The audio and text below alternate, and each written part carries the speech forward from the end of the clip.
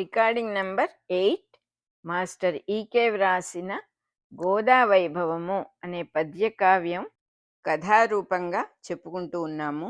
వేణుగోపాలుడి గుడిలో రకరకాల వాయిద్యాలు మోగుతూ ఉన్నాయి. గోదాదేవి తల్లిదండ్రులు, బంధువులు స్వామిని సేవించుకోవటం కోసం హడావిడిగా స్నానాలు చేసి మడిబట్టలు కట్టుకొని గుడికి వెళ్ళటానికి సిద్ధమవుతూ ఉన్నారు. గోదాదేవి ఏ సవ్వడి చేయకుండా నెమ్మదిగా బయటపడి ముందుగానే స్వామి ఆలయానికి చేరుకున్నది. అప్పటికే తోటలో పూలు గంపల్లో కోసి సిద్ధంగా ఉన్నాయి. వాటినన్నిటినీ గోద చక్కగా మాలికలుగా గుచ్చి మాలలు కట్టి చకచక సిద్ధం చేసింది. అల్లిన దండలు కొన్నిటిని జడలో ధరించింది, కొన్నిటిని ప్రేమగా గుండెలకు హత్తుకుంది. నచ్చిన వాటిని తీసి పళ్ళాల్లో విడిగా నందగోపాలుడి సేవకు సిద్ధం చేసింది. స్వామిని స్తోత్రం చేస్తూ ఒక పక్కగా నిలబడింది. ఉన్నట్టుండి భేరీ మృదంగాల వాద్య ఘోష చాలా ఎక్కువైపోయింది. దిక్కులలో నిండిపోయినట్టు ఎక్కువైపోయింది. వేదగానాల స్రవంతి ధారాపాతంగా ప్రవహించి వినవస్తుంది. ఎక్కువైపోయిందన్నమాట. బాగా అందరూ కలిసి వేదం చదువుతూ ఉన్నారు. స్వామి ఆలయ ద్వారాలకు బిగించిన గోపురం ఆకారంలో ఉన్న ఆ ఇనప గుబ్బెలన్నీ కూడా ముద్దలు ముద్దలుగా ఉన్న ఇనప డెకరేషన్స్ అన్నీ కూడా ఆ వేద గానానికి స్పందించినట్టుగా ఆలయ ద్వారాలు చక్కగా తెరుచుకున్నాయి అన్నమాట. అంటే తెరిచారు తలుపులు. ఈ వేదఘోషల మధ్య, వాయిద్యాల మధ్య తలుపులు తెరవటం జరిగింది. వేణుగోపాల స్వామిని ఊరేగిస్తూ ఆయనని వాహ్యాళికి అంటే కాస్త అలా బయటికి తీసుకొస్తారు ఊరేగింపుగా. వాహ్యాళికి తీసుకెళ్లేటటువంటి మదపుటి ఏనుగు, ఒక పెద్ద ఏనుగు మీద ఆయన్ని ఊరేగిస్తారు. అది ద్వారం దగ్గర నిలబడి ఉంది. విష్ణు చిత్తులు ఆ దేవస్థానంలో ఎంతో అగ్రపూజ్యుడుగా అయిన మహానుభావుడు కాబట్టి ఆ సకల మర్యాదలతో స్వామిని సేవించుకోవడానికి వస్తూ ఉన్నాడు. ఆయన వస్తూ ఉంటే కూడా ఆయనకు కూడా మర్యాదలు జరుగుతాయి అన్నమాట. ఆయన యొక్క గొప్పతనము, మహాభక్తుడు కాబట్టి, ఆలయం ప్రముఖ వ్యక్తి కాబట్టి, అక్కడ ఆలయానికి ప్రముఖ భక్తుడు కాబట్టి ఆయనకు కూడా అన్ని మర్యాదలు జరుగుతాయి. సర్వ ఆలయ మర్యాదలతో స్వామిని సేవించుకోవటానికి వస్తూ ఉన్నాడు ఆయన. పైగా ఇంటికి బంధువులు కూడా వచ్చారు కాబట్టి వాళ్ళ చేత కూడా పూజలు చేయించటానికి ఎంతో విశేషమైన ఏర్పాట్లు జరుగుతూ ఉన్నాయి. ఆ ఏనుగు అలవోకగా తొండం పైకెత్తి చక్కగా స్వామికి మొక్కి ముందుకు నడిచింది. దాని వెనుకనే ఎంతో తేజస్సు వెదజల్లుతూ ఉన్న విష్ణు చిత్తులు అరుగో వేంచేస్తున్నారు అని చెప్తూ ఉన్నారు. అరుగో విష్ణు చిత్తులు వస్తున్నారు, వారు వస్తున్నారు అని. భుజాల మీద ఊర్ధ్వపుండ్రములు వెలుగులు చిమ్ముతూ ఉన్నాయి. ఈ వైష్ణవులు భుజాల మీద శంఖచక్రాలు వేసుకోవటం అనేది ముద్రలు వేసుకుంటారు. అవి ఆ పుండ్రములు అంటారు. పైవేపుకుంటాయి ఊర్ధ్వము అంటే. అవన్నీ కూడా వెలుగులు చిమ్ముతూ ఉన్నాయిట. పొడవుగా వేళ్లాడుతూ ఉన్న తెల్లటి ఉత్తరీయం ఆయన తేజస్సుని మరింత ఎక్కువ చేస్తూ ఉన్నదిట. కోటి పూర్ణిమల కాంతులన్నీ ఒక్కచోట చేరి ముద్దగట్టినట్టుగా విష్ణు చిత్తుడి శరీరం మీద ఉన్న ఊర్ధ్వపుండ్రాలన్నీ కూడా ప్రకాశిస్తూ ఉన్నాయిట. ఆయన భక్తిలో ఉన్న సారమంతా ఆయన కన్ను కొసలలో తొణికిసలాడుతూ ఉందిట. వేణుగోపాలుని యశస్సులే తెల్ల ఏనుగై నడిచి వస్తూ ఉన్నట్టుగా విష్ణు చిత్తుల వారు దిక్కులు ప్రతిధ్వనించేటట్టుగా స్వామి వైభవాన్ని, బాగా గట్టిగా స్వామి వైభవాన్ని గానం చేస్తూ వస్తూ ఉన్నారుట విష్ణు చిత్తులు. తిరువాయ్మొళి అనే పేరున్న దివ్య ప్రబంధాన్ని ముందుగా గానం చేశారు. ఆ దివ్య ప్రబంధపు ఆ భక్తి సుగంధాలన్నీ కూడా, ప్రబంధంలో ఉన్న భక్తి తాలూకు సువాసనలన్నీ కూడా చుట్టూపక్కలంతా అలముకున్నాయి అంటున్నారంటే, స్వామికి సంబంధించినవి ఏమైనా కూడా గట్టిగా చదువుతూ 10 మంది కలిసిన చోట చదువుతూ ఉంటే ఒక ప్రతిధ్వనిలాగా ఆ చుట్టుపక్కలంతా కూడా ఆ వైబ్రేషన్సే వ్యాపిస్తాయి. కాబట్టి ఆ చుట్టుపక్కలంతా అలముకున్నాయి ఆ భక్తి సుగంధాలు. అంటే భక్తి తప్ప వేరే ఇంకేది లేని స్థితి అందరికీ వచ్చిందనమాట ఆ ప్రాంతంలో. ఆ తర్వాత భారతీదేవే సాక్షాత్తు నాట్యం చేస్తూ ఉన్నట్టుగా ఉన్న ఒక స్తోత్రాన్ని కూడా ఆశువుగా అప్పటికప్పుడు, ఆశువుగా అంటే సడన్గా వచ్చేస్తుంది అనమాట. ఆశు కవిత్వము అని అంటారు దాన్ని. సడన్గా ఏ ప్రిపరేషను లేకుండా నోట్లో నుంచి ఒక కవిత రావటం, కవిత కానీ పద్యం కానీ కథ కానీ ఏదైనా ఆశువుగా వచ్చేస్తుంది బయటకు. అట్లా ఆశువుగా భారతీదేవే వచ్చి, భారతీదేవి అంటే సరస్వతీదేవే సాక్షాత్తు నాట్యం చేస్తున్నట్టుగా ఒక స్తోత్రం ఆశువుగా గానం చేశారట ఆయన. అది కూడా పాడారు ఆయన. ఓ ప్రభు, మీ సుదర్శన చక్రం రాక్షసులు కనిపించినప్పుడు అగ్నిజ్వాలలు చిమ్ముతూ లోకాలకే ప్రళయం వచ్చిందేమో అనే భయాన్ని కలిగిస్తూ ఆ రాక్షసులందరినీ కూడా దహించేస్తుంది. భక్తుల దగ్గరికి వచ్చేటప్పటికి చిత్రంగా ఆ చక్రమే మరో రకంగా కనపడుతుంది. నీ దివ్యమూర్తి చుట్టూ కాంతి పరివేషంగా ఆ చక్రం నిలబడి ఉంటుంది. నీ చుట్టూతా ఒక కాంతి చక్రం లాగా అయిపోతుంది ఆ చక్రం. దాని అంచులకు భక్తజనుల చూపులు అంటుకొని ఉంటాయి. ఆ సుదర్శన చక్రం మమ్మల్ని అందరినీ తరింపజేయుగాక అంటున్నాడు ఆయన. స్వామి చుట్టూ ఉన్న తేజ పరివేషమే సుదర్శన చక్రము. ఆయన చుట్టూతా ఉన్నటువంటి తేజస్సే ఆ సుదర్శన చక్రము. దాని పేరే సుదర్శనము. అట్లాగే స్వామి దివ్యమూర్తి ఎవరి హృదయాల్లో నిలబడి ఉంటుందో ఆ భక్తుల చుట్టూ ఉన్నటువంటి దిక్చక్రమే సుదర్శన చక్రమై భక్తులకు రక్షగా పనిచేస్తుంది. అంబరీషుని వంటి మహాభక్తులను ఆదుకొన్నది ఆ చక్రమే. ఇక్కడ ఒక చిన్న విషయం చెప్పుకోవాలి. సుదర్శనము అనే మాటకు అర్థం చక్కని దర్శనము. ఆయన ఎంతో మందిని కృష్ణ పరమాత్మ సుదర్శన చక్రంతో రాక్షసులందరినీ కూడా సంహరించాడు. ఆ సుదర్శన చక్రంతో ఎవరెవరిని సంహరించాడో వాళ్ళందరినీ తనలోనే కలుపుకున్నాడు ఆయన. ఇదేమిటి వింత అనిపిస్తుంది. సుదర్శనము అనే మాటకు అర్థం మనకి విష్ణోపాసన, వాసుదేవోపాసన, నారాయణోపాసన అని భాగవతంలో చెప్పినది గుర్తుపెట్టుకుంటే, చక్కని దర్శనము. ఆయన ఒక చూపు చూశాడంటే ఆ చూపుతో అవతలవాడు తాను లేకుండా పోయి ఆయనలో కలిసిపోతాం. అదే సుదర్శనము. అది చక్రంగా వర్ణించారు. భావరూపంలో చూసినప్పుడు సుదర్శనము అనేది ఆ చక్రం మనందరి చేతుల్లో కూడా ఉంది. అవతల వాడిని ప్రేమగా చూసినప్పుడు, ఏ కాన్సెప్ట్స్ లేకుండా చూసినప్పుడు, ఏ ఒపీనియన్స్ లేకుండా సాక్షాత్తు అవతలవాడు పరమాత్మ వస్తువే, విష్ణువే, వాసుదేవుడే అని చూసినప్పుడు అవతలవాడు మిగలకుండా మనలో కలిసిపోతాడు. వేరే ఉండడు వాడు, వేరే ఉండకుండా ఉండిపోయేటటువంటి స్థితి అది. దాన్నే సుదర్శనము, సుదర్శన చక్రము అని వర్ణించారు.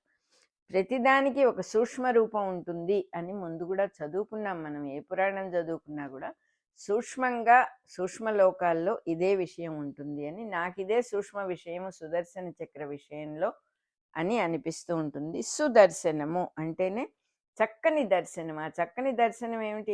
ఎదట ఉన్నవాడు స్వామే అనేటటువంటి దర్శనం ఎవరికైతే సిద్ధిస్తుందో, ఎవరైతే దాన్ని డెవలప్ చేసుకుంటారో, ఆ ఉపాసన చేసిన వాళ్ళకి ఎదటివాడు పరాయివాడు, వేరేవాడుగా ఉండడు. తనలోనే కలిసిపోయి తానే ఎదురుగా ఉన్నాడు అని తెలుస్తుంది.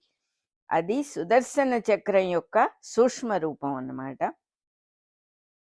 ప్రభు, నీ మౌళి మీద ఉన్న నెమలి పింఛంలో ఎన్ని వన్నెలున్నాయో, మాబోటి సామాన్య జీవుల తాపత్రయాలకు, వ్యామోహాలకు ఎన్ని వన్నెలు ఎన్ని చిన్నెలు ఉన్నాయో, ఎన్ని రకాల తాపత్రయాలు పడుతూ ఉంటాము మేము, వాటిని అన్నిటినీ గెలవగలిగినంత వన్నె చిన్నెలు నీ నెమలి పింఛంలో ఉన్నాయి. ఆ నెమలి పింఛాన్ని మనం జాగ్రత్తగా చూస్తే ఎన్ని రంగులు ఉంటాయో, ఎన్ని మెరుపులు ఉంటాయో, అది తీసుకొని స్వామి తల్లో పెట్టుకున్నాడు. ఆశ్చర్యంగా ఉంటుంది. ఆ వన్నె చిన్నెల నెమలి పింఛానికి ఎంత శక్తి ఉంది అని చెబుతున్నారంటే ఇక్కడ మా వ్యామోహాలని, అనేక రకాల మా తాపత్రయాలని అన్నిటినీ కూడా పోగొట్టగలిగినటువంటి వన్నె చిన్నెలన్నీ నీ నెమలి పింఛంలో ఉన్నాయి. చివరకు మహామాయనే మాయ చేస్తుందా నెమలి పింఛము. అందువల్లనే నువ్వు అది నెత్తిన పెట్టుకు తిరుగుతున్నావన్నమాట అంటున్నాడు. మెరపు మెరసినంతలోనే పుట్టిపోయే మానవ జన్మచక్రాన్ని కూడా పోగొట్టగలిగిన శక్తి నీ నెమలిపించానికి ఉంది. నీ పాదదాసులం కాబట్టి, మేము నీ దగ్గరికి వస్తాం కాబట్టి, నిన్ను చూసేటప్పుడు ఆ నెమలిపించం మాకు మోక్ష స్థితిని కలిగిస్తుంది. శాశ్వత స్థితిని కలిగించగలిగిన ఇంద్రజాల మహిమలన్నీ కూడా నీ నెమలిపించంలో ఉన్నాయి ప్రభు అంటున్నారు. దేవా, నువ్వు యోగ నిద్రలో ఉన్నప్పుడు పడుకోనుండగా నీ నాభిస్థానంలో చిన్న నీటి మడుగు వచ్చింది. ఆ మడుగులో ఒక పద్మం పుట్టి నాట్యం చేస్తూ నిలబడుంది. ఆ పద్మం మీద శబ్దమయమైన ఆకాశమే తుమ్మెదగా ఝుమ్మని ఓంకారం చేస్తూ ఉన్నదిట. ఆకాశ శబ్దము ఓంకారం. ఆకాశానికి ఒక శబ్దం ఉంటుంది. ఖాళీ ప్రదేశం అని మనకు అనిపించిన శబ్ద తరంగాలు ఎప్పుడు ఉండేదే ఆకాశం.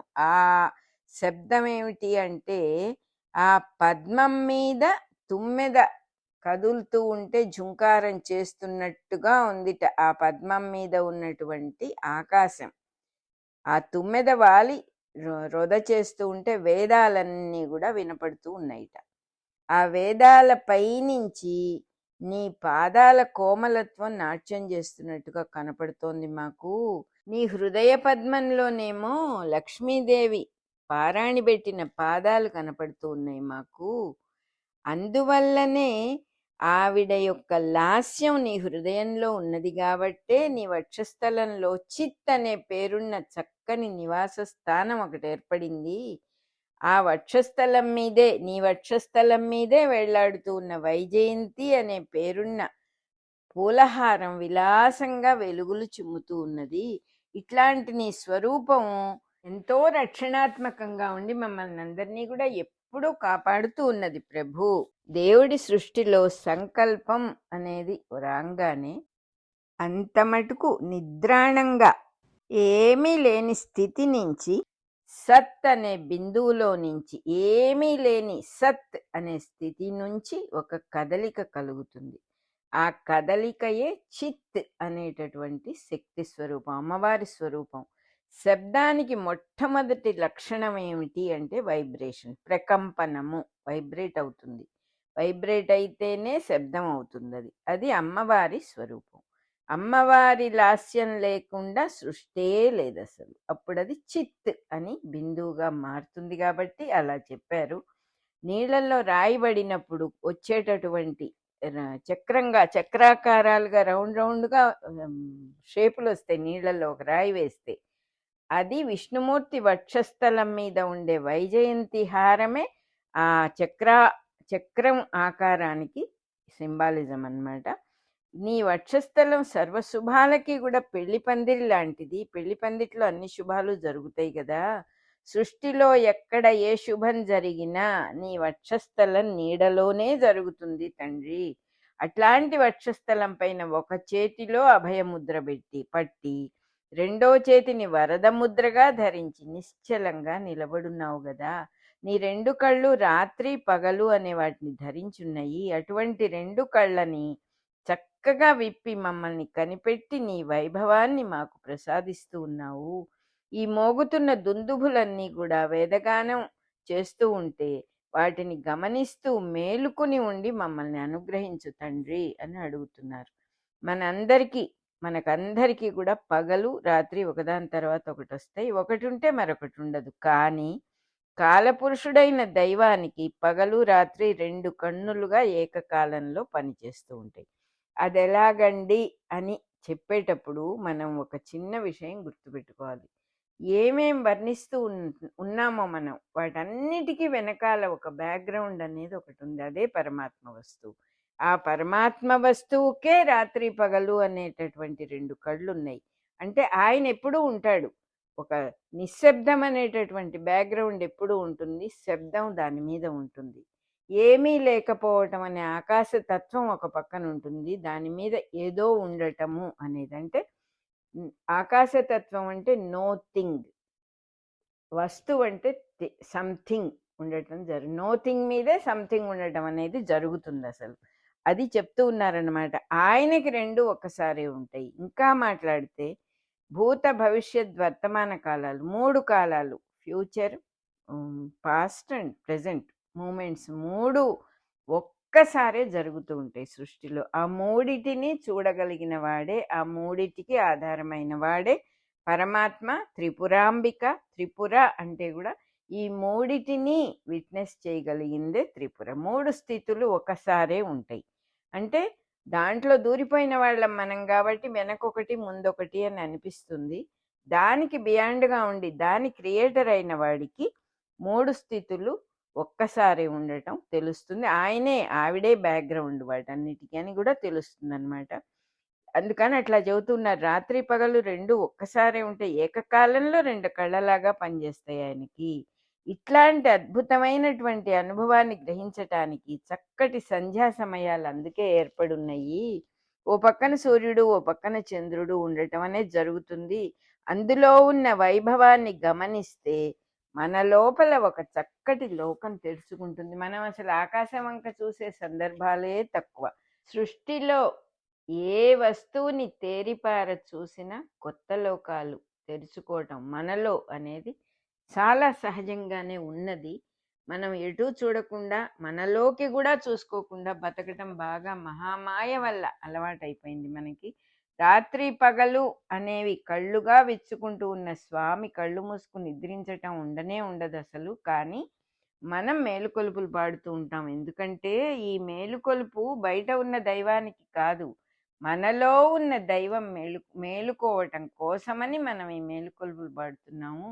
మనలో ఉన్న దేవుడు మనం స్మరిస్తే ఉంటాడు, మనం స్మరించకపోతే ఉండడు. అలాగే మనం మేలుకొలిపితే మేలుకునేవాడే మనలో ఉన్న దైవము. లేకపోతే నిద్రాణంగా అలాగే ఒక బ్యాక్గ్రౌండ్గా మనల్ని ముందుకు నెట్టి, మన మహామాయని ముందుకు నెట్టి ఆయన హాయిగా యోగ నిద్రలో మనలోనే ఉంటాడు. బ్రహ్మదేవుడి నుంచి వేదం వస్తూ ఉన్నట్టుగా ఈ విధంగా విష్ణు చిత్రుడు, ఇవన్నీ కూడా విష్ణు చిత్తుడి గానం అన్నమాట. ద్రావిడ వేదం గానం చేశాడు ఆయన. ఈ విష్ణు చిత్రుడు ద్రావిడ వేదాన్ని గానం చేస్తూ ఉన్నాడు.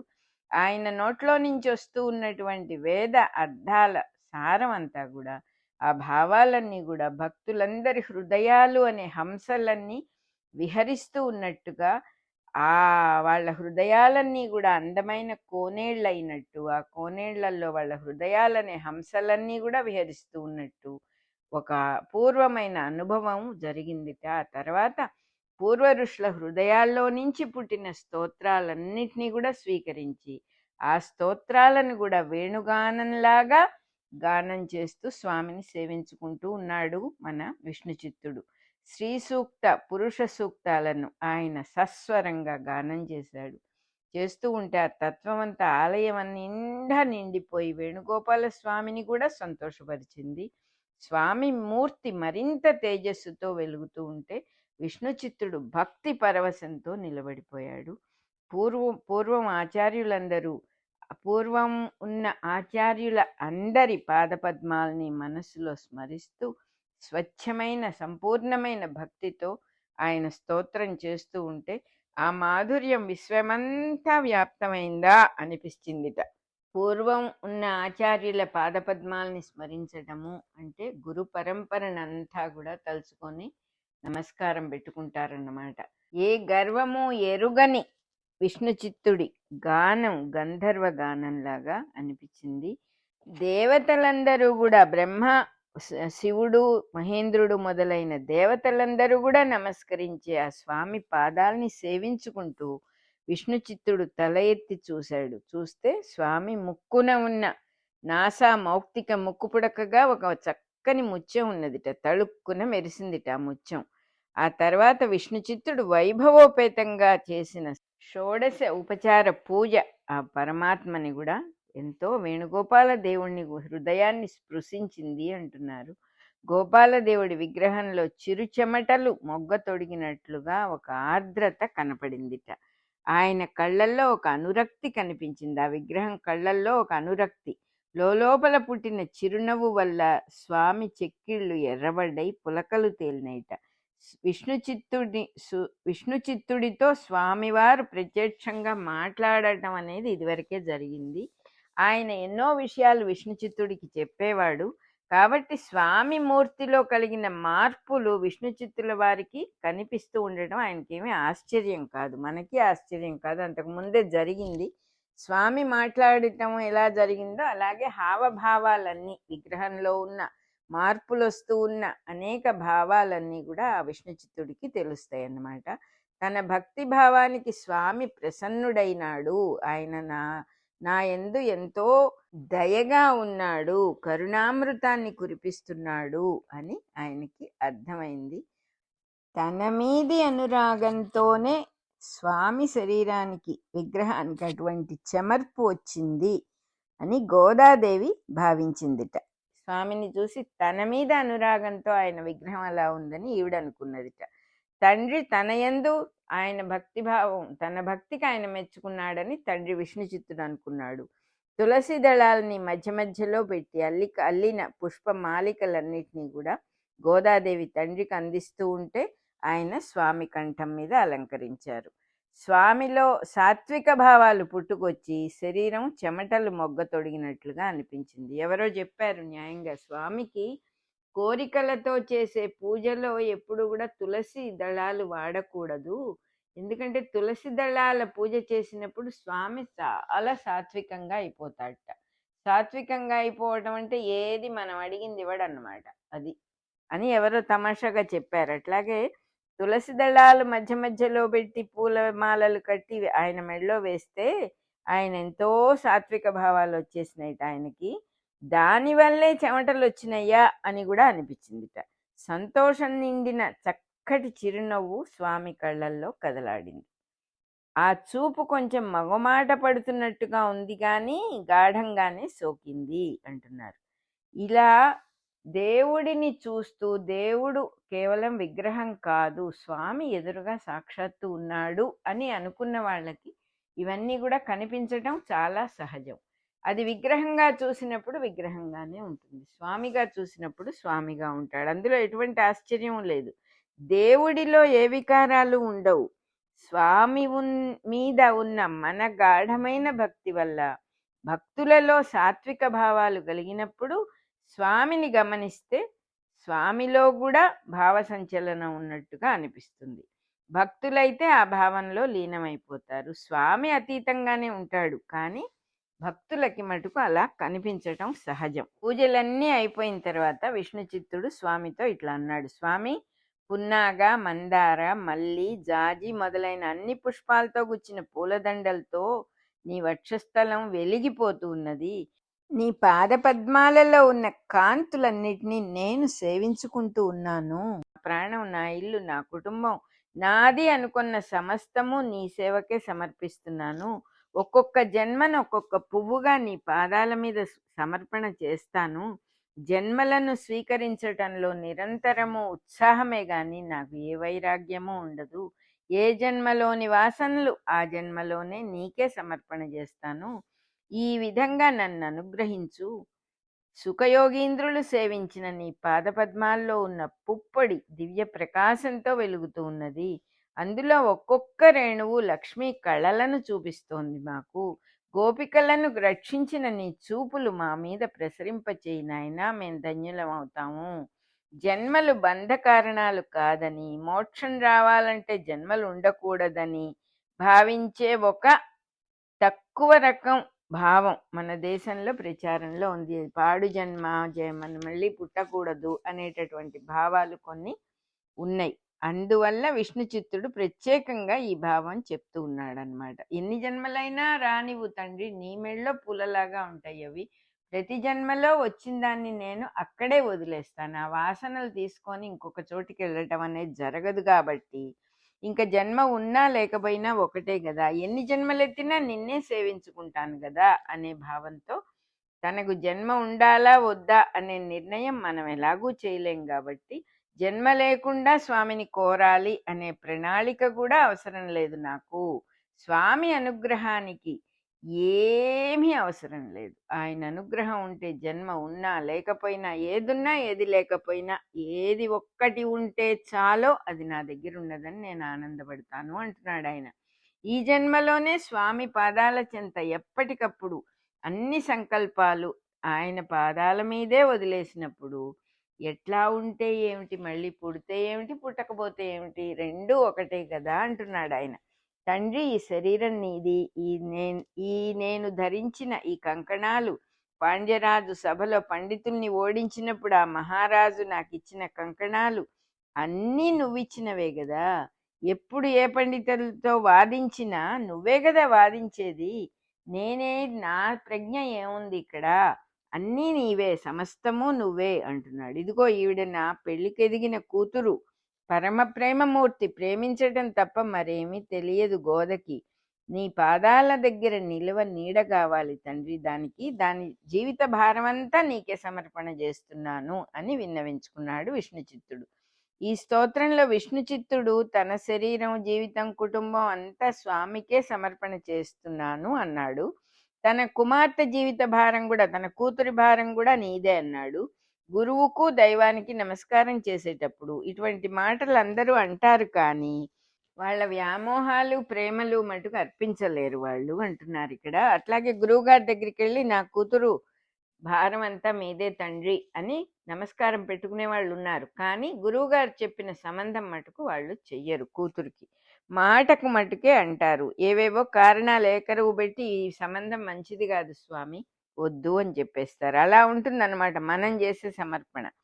ఇట్లా ఆలోచించే వాళ్లను తన సంకల్పంలోకి ఉద్ధరించటం అనేది గురువుల ఆచరణ విధానం.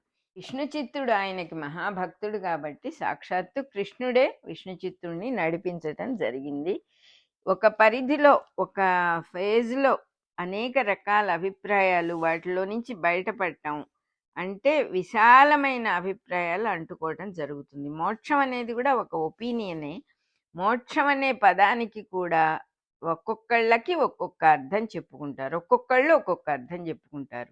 సనక సనందనాదులంతటి వాళ్ళకి కూడా క్షణమాత్రమైన అభిప్రాయ బంధాలు అంటుకున్నాయి, తప్పలేదు. వాళ్ళకు కూడా సంసారబద్ధులైన జీవులను ప్రేమించి ఉద్ధరించటమే స్వామి క్రీడ అంటున్నారు. స్వామికి అనేక రకాలుగా పూజలు చేస్తూ, పూజలన్నీ పూర్తి చేసుకుంటూ వెన్నెల కాంతులతో వెలిగే చల్లటి స్వామికి ఘనంగా నీరాజనం సమర్పించారు. చక్కగా నిద్రపుచ్చటానికి పాటలు పాడుతూ పవళింపు సేవ కూడా సమర్పించారు. వచ్చిన వాళ్ళందరూ నెమ్మదిగా ఇళ్ళకి వెళ్ళిపోయారు. ఒక స్తంభానికి ఆనుకుని గోద ఈ స్వామి వైభవం అంతా చూసి మురిసిపోతూ ఉన్నది. అప్పుడు స్వామి చూపులు కదిలినాయి. ఆవిడ చూపులతో చూపులు కలిపిన వేణుగోపాలుడు కనురెప్పలల్లార్చి కనుబొమ్మలు తిప్పాడు. ఆవిడకి నవ్వొచ్చింది, సిగ్గు ముంచుకొచ్చింది. శరీరం అంతా సంతోషంతో నిండిపోయింది. శ్రీకళలతో విలసిల్లే వేణుగోపాలుడి చెక్కిళ్ల చక్కదనాన్ని ముద్దులు పెట్టుకున్నది ఆవిడ. అందరు వెళ్ళిపోయారు కదా.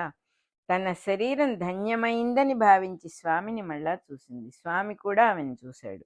ఆవిడ మళ్ళా స్వామిని చూసింది. స్వామి కూడా మళ్ళా చూశాడు. ఇద్దరూ ఒక్కటిగా ఎంతోసేపు ఒకరినొకరు చూసుకుంటూ ఉండిపోయారు. స్వామిని స్మరించిన జీవులను ఆయన స్మరిస్తాడు. సాటి జీవులలో స్వామిని చూడగలిగిన జీవులను వాళ్లల్లో నుంచే స్వామి చూస్తాడు. ఎదురుగా ఉన్నవాడు స్వామే అనే భావంతో చూసినప్పుడు స్వామే పలుకుతాడు సహజంగా. మనకది నిద్ర లేచినప్పటి నుంచి మనకు అనుభవమే, కానీ స్వామిని మనం అసలు చూడము, స్వామిని పిలవము. మన ఇష్టదైవాన్ని ఎదటి వాళ్లలో చూసే ప్రాక్టీస్ మనం చెయ్యం. మనం కూతుర్ని చూస్తే కూతురు కనబడుతుంది, ఫ్రెండ్ని చూస్తే ఫ్రెండ్ కనబడతాడు, ఎవరిని చూస్తే వాళ్ళు కనపడుతూ ఉన్నారు. తల్లిని చూస్తే తల్లి కనపడుతుంది, తండ్రిని చూస్తే తండ్రి కనపడతాడని మనం గ్రహించం. అలవాటుగా వెళ్ళిపోతుంది ఎక్కువ భాగం మన జీవితం. అలవాటు అంటే ఒక విధంగా చెప్పాలంటే we live in the past. మనం ప్రజెంట్ మూమెంట్లో ఉండటం మనకి చేత కాదు. ఎదురుగా ఉన్నది పాత జ్ఞాపకం. ఈవిడ తల్లి, ఈయన తండ్రి, ఇవన్నీ పాత జ్ఞాపకాలు. ఇక్కడ పరమాత్మే ఉన్నాడు సాక్షాత్తు. ఎవర్ గ్రీన్ లాగా ఎప్పుడు ఉండేటటువంటి నిత్య నూతనమైన ఎదురుగా ఉన్న వస్తువు సాక్షాత్తు పరమాత్మే నా తండ్రిలాగా ఉన్నాడు అనేది సెకండరీ. అది మనం మర్చిపోతాం అన్నమాట. మర్చిపోయినప్పుడు ఏమవుతుంది, మనమే చూసామో అదే కనిపిస్తుంది. స్వామిని చూడటం మర్చిపోతాం చాలా క్లియర్గా.